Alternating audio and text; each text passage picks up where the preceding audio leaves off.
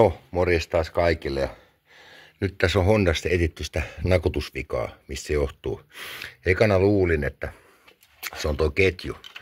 Ketju on kireellä, ei mitään. Ja kokeilin tuosta nokka-akselista kääntää sitä. Ootas, mä otan jakoavaimen tosta, niin katsotaan vähän tosta kääntää tästä. Niin siinä on tämmönen normivälys, se ei ole niinku loksahda toi.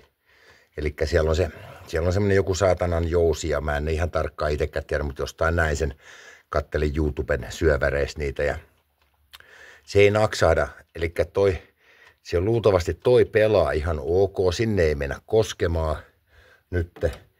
Ja sitten kattokaa, tää homma on nyt tämmönen, että kuunnelkaas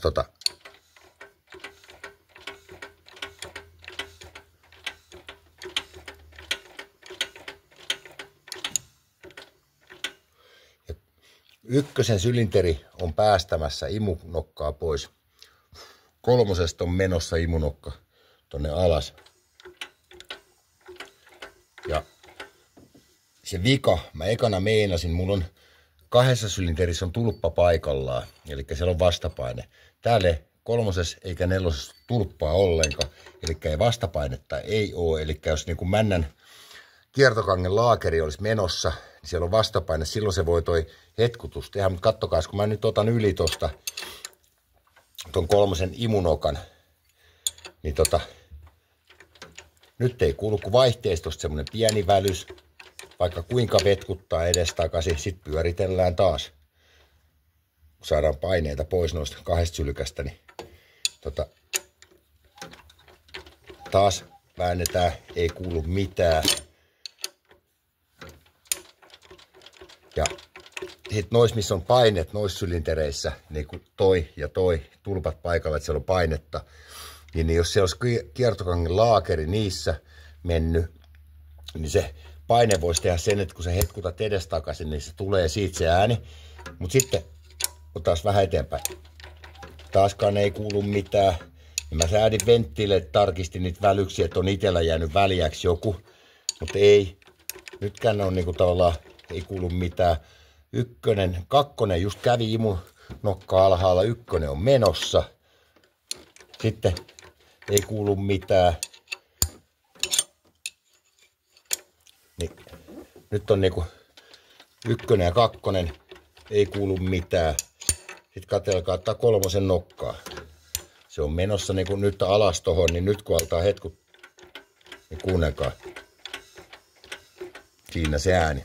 Siitä se tulee. Mulla on nyt tää vitun paskasti tää tosta, no mistä mä nyt näen. Tosta. Ja siitä tulee se ääni. Se tulee tosta kolmosen imunokasta, tosta päänokasta. Ja toi apunokka ei pidä ääntä. Ja toi pitää. Siitä se tulee se ääni. Siellä on, ja sit vielä tulee se ääni. Se liikkuu edestakaisin. Sitten kun otan pienen vähän matkaa vielä. Noin. Sitten päästään, että se nokka menee ylitte. Enää ei kuulu ääntä. Niin noin. Ja nyt kun on mennyt nokka yli, kuunnelkaa. Tänne tulee avaimesta ääni, mutta ei mitään ääntä. Se on kolmosen imuventtiilistä, on seetirengas luultavasti kannesta irronnut. Se tipahtaa aina sen nokan tai niinku venttiilin päälle. Ja jos se pysyy siellä paikallaan, ei mitään. Sillä mennään, tulpat kiinni ja kovaa ajoa ja kuunnellaan nakutusta. Mutta nyt se vika on luultavasti paikallistettu. Missään muussa vaiheessa ei kuulu ääntä. Teet ihan minkä näköisiä liikkeitä vaan. Niin siinä teillä on vika, minkä takia Honda nakuttaa. Että siellä, jos se nyt väärin on, muistan noista kansista, niissä on semmoista istukasrenkaat, mitkä tulee sinne kanteen kiinni. Se istukasrengas luultavasti on sieltä irronnut. Ja sori kun nyt tää valo on tämmönen, mutta ihan miten vaan mä tätä pyörittelen, niin ei minkään näköistä murinaa, ei mitään ääniä ylimääräisiä muuta kuin silloin kun toi kolmosen imunokka menee alas.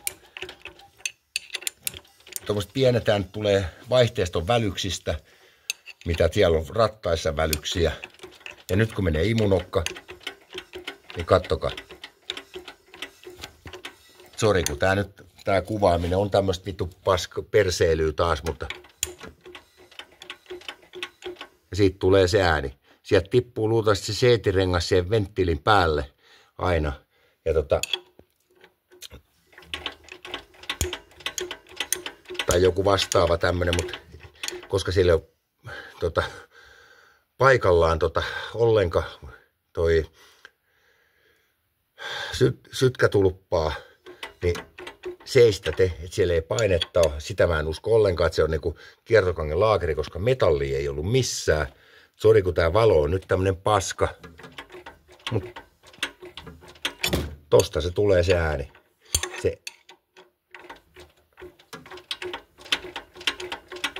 Joo, siitä se tulee. Ihan selkeä. Ei ole mitään niinku tavallaan mietintää siinä. Sitten kun otetaan toi imunokka, taas menee kerran vielä kokeillaan.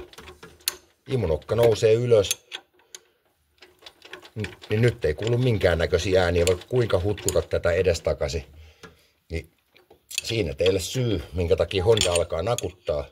Seetirenkaat tai jotain irtoaa sieltä. Ja sitten yksi oli mikä oli, yksi tulppa, vaikka ne uudet tulpat.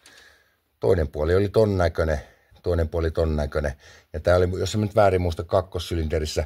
Mä pistän nyt uudet tulpat tai ehjän tulpan sinne 3:een. 4:een mä laitan sitten joko ton tulpan tai sitten niitä vanhoja tulppia, mitä tässä oli.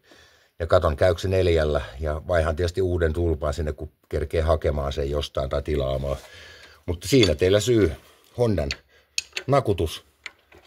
Missään muussa vaiheessa ei tule kuin 3 imunokka, kun menee alas, niin sitä kun alat pyörittelee edestakaisin, niin siinä on.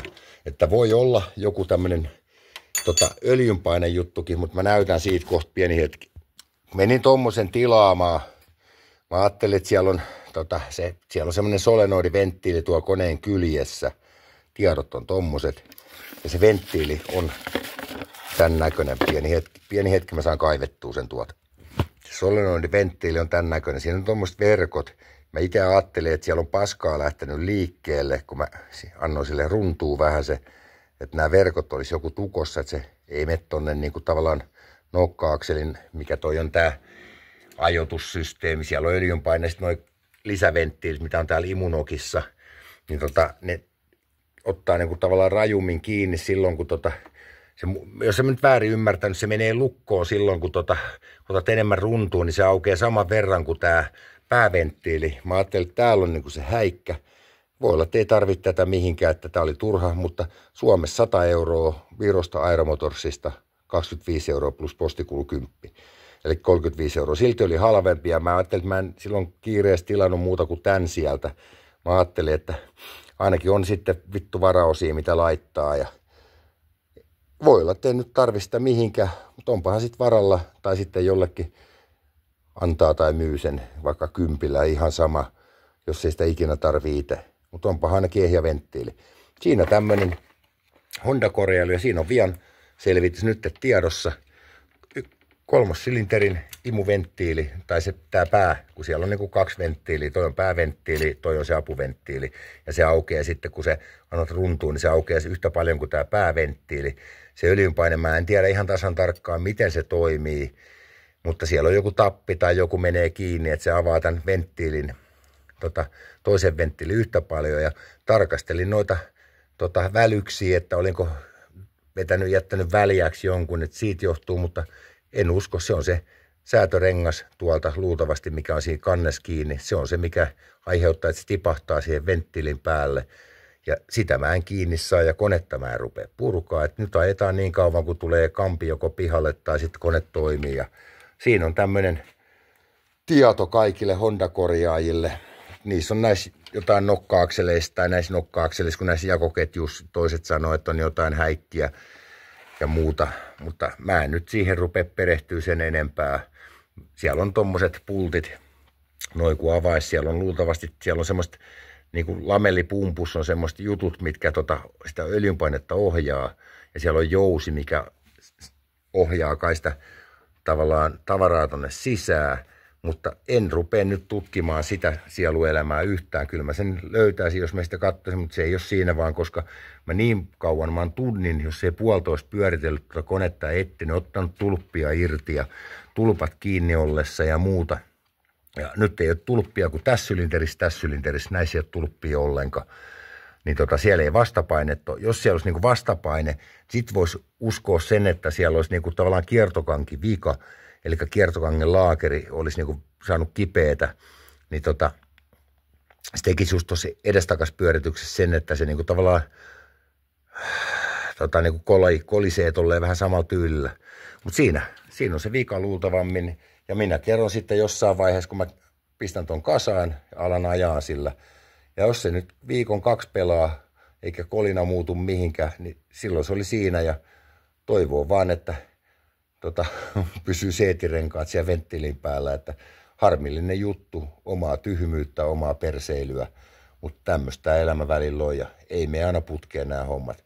Siitä jatketaan taas. Nyt mä pistän tämän puhelimen pois kädestä ja rupean kasaan paskaa ja ihmetellään lisää tässä jossain vaiheessa myöhemmin. Se on moikka.